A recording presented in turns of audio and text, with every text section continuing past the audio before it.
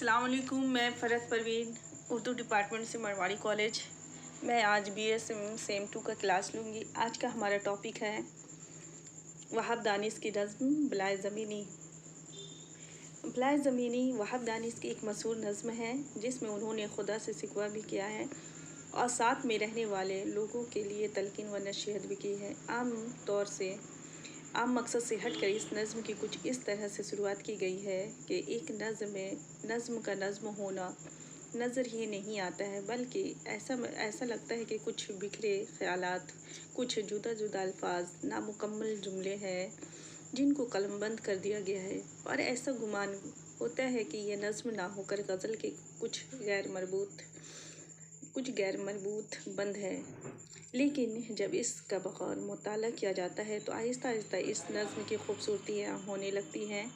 अब देखिए, पहला ही लफ्ज़ खुदाया, इसमें तमाम खूबियाँ जलवाए गर है। खुदाया मदद के लिए भी कहा जाता है, पनाह मांगने के लिए भी पुकारा जा सकता है, हाजतों और ज़रूरतों की तकमील के लिए भी आवाज़ लगाई जा सकती है। फिर दूसरा जुमला देखिए, तेरी आसमानी अदा बिल्कुल नई तरतीब है। मेरे ख़्याल में अब तक किसी शायर ने ऐसी तरकीब इस्तेमाल नहीं की है। इसमें जो हुस्न है और मुखातबत का जो अंदाज़ है वो बिल्कुल अछूता है। अदाएँ तो हर एक को भाती है और हर कोई किसी न किसी अदा का अशीर होता ही है, लेकिन वो सब मरी होती है, गैर मरी नहीं होती है, क्योंकि वो जात जिसकी अदाएँ लोगों को महबूब होती है वो सब जानी पहचानी होती है। अब देखिए, यहाँ तो किसी ने खुदा ही को नहीं देखा है तो उसकी अदाओं को किस तरह नज़रों के सामने ला सकता है।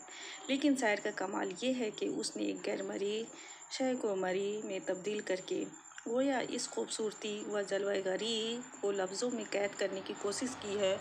वो खुदा जिसने इस पूरी कायनात को बनाया, पत्ते पत्ते व बूटे बूटे में अपने जलवा सद रंग का नूर भर दिया और अपने होने का एक महकम और मुस्तक़िम दलील पेश कर दी है, और इन्हीं जलवों को शायर ने सदाओं में तब्दील करने की कोशिश की है और इसको लफ्ज़ों के हसार में लाने की कोशिश की है। उनके जज्बात को एक शायर ने क्या खूब अपने अल्फाज में पेश किया है।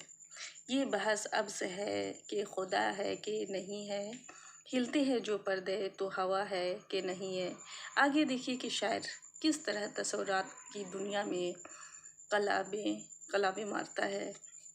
कुछ ऐसा हो कि ये बात तो मुमकिनात में नहीं है कि ऐसा वक़ू पज़ीर हो जाए, बाग़र्ज़ मुहाल कुछ ऐसा हो जाए कि तू अपनी बुलंदी व रफ़त से नीचे आ जाए, क्योंकि हम तेरी बनाई ज़मीन पर जो ज़ेरे आसमां में रहते बसते हैं और तेरी दुनिया आबाद किए हुए हैं, तो हम अपनी बेपाया मोहब्बतों का इज़हार करेंगे और अपनी लबों व पलकों से तुम्हारा इस्तकबाल करेंगे।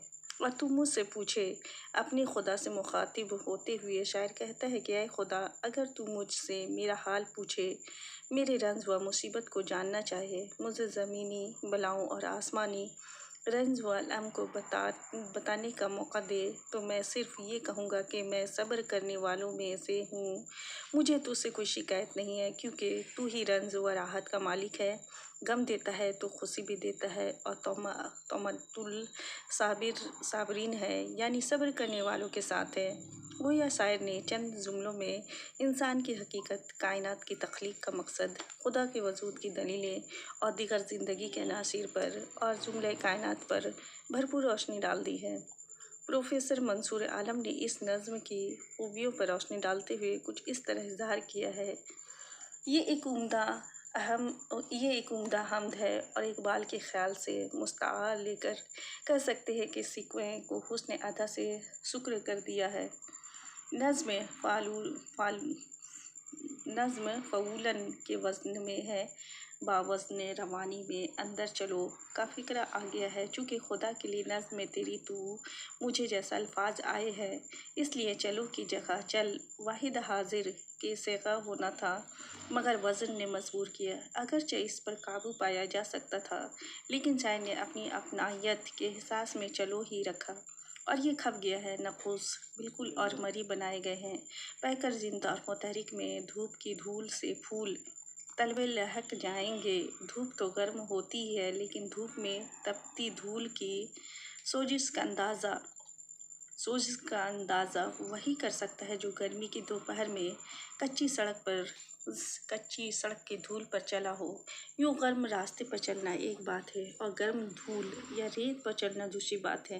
دھوپ کو ہم دھول کہنے سے اس کی تپ کچھ بہت بڑھ گئی ہے اور دھوپ کو ہم دھول کی شکل میں مجسم دیکھ سکتے ہیں۔ اس طرح طلبوں کو پھول کہنا محض تشبیہ نہیں، معنی خیز استعارہ ہے۔ ہم نے حکایت زبان و موشی بھی پڑھی ہے۔ خدا سے ملاقات اور اس کی خدمت کی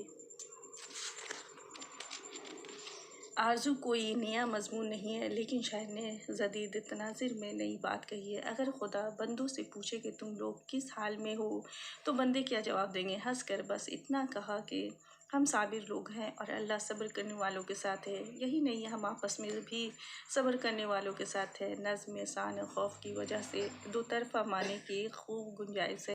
سب کچھ سمٹ جاتا ہے۔ ایک طرف تو یہ کہ جس کے اندر خدا ہو اس کو کیسا رنج و غم، دوسری طرف خدا جس کے ساتھ ہے وہ صبر ہی کرنے والا ہے، اور تیسری بات کہ ہم بالائے زمینی عالم آسمانی پر آپس میں ایک دوسرے کے ساتھ ہیں۔ مگر ان سب صورتحالوں پر مستضاد یا متضاد صورتحال یہ ہے کہ بندہ مستقل دھوپ کی دھول میں ہے اور اپنے پالنہار کو اس دھول سے بچانا چاہتا ہے۔ ظاہر ہے کہ نظم اپنی معنویت کی کئی سمتیں رکھتی ہے۔ ابھی ہم لوگ وہاب دانش کی نظم بالائے زمینی دیکھیں، کل ہم لوگ ان کی کسی اور نظم پر بحث کریں گے۔ تب تک کے لیے خدا حافظ۔